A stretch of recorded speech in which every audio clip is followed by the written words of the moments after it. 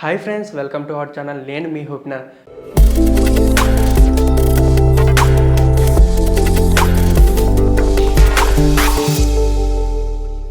Friends, మనందరికీ ఎప్పుడు అంటే కొన్ని మిస్టరీలు అయితే ఎప్పటికీ తెలియకుండా అయితే ఉంటాయి.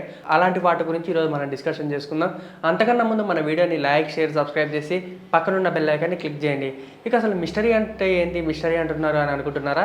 మీ అందరికీ తెలుసుగా కేదార్నాథ్ గురించి వినగానే ప్రతి ఒక్కరు ఏమనుకుంటారు అంటే 6 నెలలు మంచుతో కప్పబడి ఉంటుంది, తిరిగి 6 నెలల తర్వాత గుడి ఓపెన్ చేసి ఉంటుంది అని మాత్రమే తెలిసి ఉంటుంది కొంతమందికి. మిగతా కొంతమందికి దాని చరిత్ర కూడా తెలిసి ఉంటుంది. మరి మిగతా వాళ్ళకు కొంచెం తెలియక కొంతమందికి తెలిసి కూడా ఉంటుంది. అలాంటి వాళ్ళ కోసం నేను ఈరోజు ఈ కాంటెంట్ అయితే తీసుకున్నాను. సో ఫ్రెండ్స్, ఈ వీడియోని తప్పకుండా లాస్ట్ వరకు చూడండి. ఇంకా అసలు టాపిక్లోకి వెళ్దాం. కేదార్నాథ్ ఇది ఉత్తరాఖండ్లో ఉంది. కానీ ఉత్తరాఖండ్లో మనందరికీ తెలిసి ఒకప్పుడు అంటే 2013లో మంచి వరద అనమాట. అంటే తుఫాన్ ఎలా వచ్చిందంటే బీభత్సంగా కొత్త కన్స్ట్రక్షన్లు కానీ ఏఎన్ కానీ బిల్డింగ్లు కానీ ఎప్పటికప్పుడు కూలిపోయాయి. అంటే సడన్గా ఆ వరదకు మాత్రం అలాగే కూలిపోయేది. కానీ ఇక్కడున్న మిస్టరీ ఏంటంటే కేదార్నాథ్ టెంపుల్. ఈ కేదార్నాథ్ టెంపుల్లో మాత్రం చూడడానికి ఎలా ఉంటుందంటే అంటే ఎప్పుడు అది ఇప్పుడుది కాదు, అంటే సుమారు నాకు గెస్ కరెక్ట్ అయితే చాలా సంవత్సరాల క్రితమే అని చెప్పుకోవచ్చు.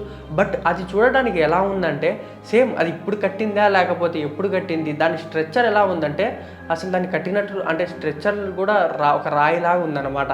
ఆ రాయి మీద దాన్ని చెక్కినట్టు అంటే స్టెప్ బై స్టెప్ చెక్కినట్టు ఉంది. అది చూడంగానే అది గుడా లేకపోతే రాయా అన్న డౌట్ కూడా కొంతమందికి వచ్చి ఉంటుంటుంది. అది అందరికీ తెలిసిన సహజమే. అదిగాక ఆ లోపల ఉన్నాక కేదార్నాథ్ గుడి మాత్రం చుట్టూ ఎక్కడ చూసినా మాత్రం 2013లో మంచి వరద కారణంగా అక్కడ ఉన్న బిల్డింగ్లు అలాంటివన్నీ కొట్టకపోవడంతో ప్రతి ఒక్కరూ భయాందోళనకు గురయ్యారు. చాలామంది ఆ వరదకు చనిపోవడము, చనిపోయిన వారి శవాలు కూడా నీళ్ళల్లో నుంచి బయటికి లేయడం, ఇలా చాలా సంఘటనలు జరిగినాయి. వేరే ప్రాంతం నుంచి వచ్చిన వారు కూడా ఈ వరదలో కూడా కొట్టకపోయి చనిపోయిన వాళ్ళు చాలామంది ఉన్నారు. వీళ్ళని కొంతమంది రెస్క్యూ టీం వాళ్ళు కొంతమందిని రీసెర్చ్ చేసి కనిపెట్టినది, మరి కొంతమందిని కనిపెట్టక అట్నే వదిలేసి వారి ఎక్కడున్నారో కూడా తెలియకుండా అయితే మిస్టరీగానే ఉంది.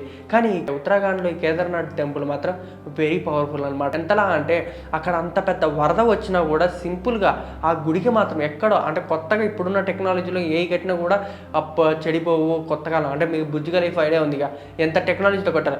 అలాగే కేదార్నాథ్లో సైడ్ కూడా అంటే ఉత్తరాఖండ్ సైడ్ కూడా అంతలా టెక్నాలజీగా కట్టినా కూడా ఆ బిల్డింగ్లు పడిపోవడం, అలాంటిది ఆ టెంపుల్ పడిపోకపోవడం, ఇలాంటి చాలా మిస్టరీ అయితే జరిగి ఉంది.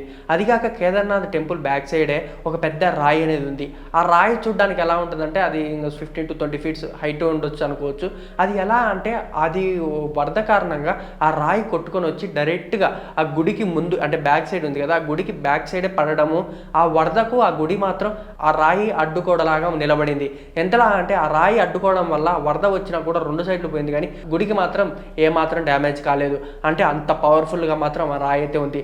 అది కాదండి, ఈ గుడికి దగ్గరలో ఒక కొలను ఉంది. అంటే ఒక మామూలు తెలుసుగా మన గుడిలో కొలను ఉంటుంది. ఎవరన్నా కానీ ఆ కొలను దగ్గరికి వెళ్ళి ఓం అంటే చాలు లోపల నుంచి బుడగలు బయటికి రావడం అలాంటివి జరుగుతాయంట.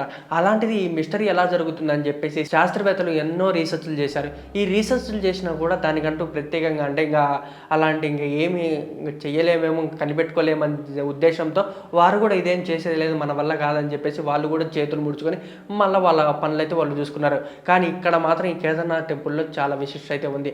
అంతేకాదండి, ఈ 6 నెలలు మూసేటప్పుడు లోపల ఒక దీపాన్ని అయితే వీళ్ళు వెలిగించి పెడతారు. ఈ దీపం ఎలా ఉంటుందంటే వాళ్ళు 6 సంవత్సరాల తర్వాత డోర్ ఓపెన్ చేసినా కూడా ఆ దీపం అలాగనే వెలుగుతుంది. సేమ్ ఎలాగంటే బద్రీనాథ్ సినిమా చూశారు కదా, సేమ్ అలాగే 6 నెలలు ఆ దీపం అనేది అలాగనే ఉంటుంది.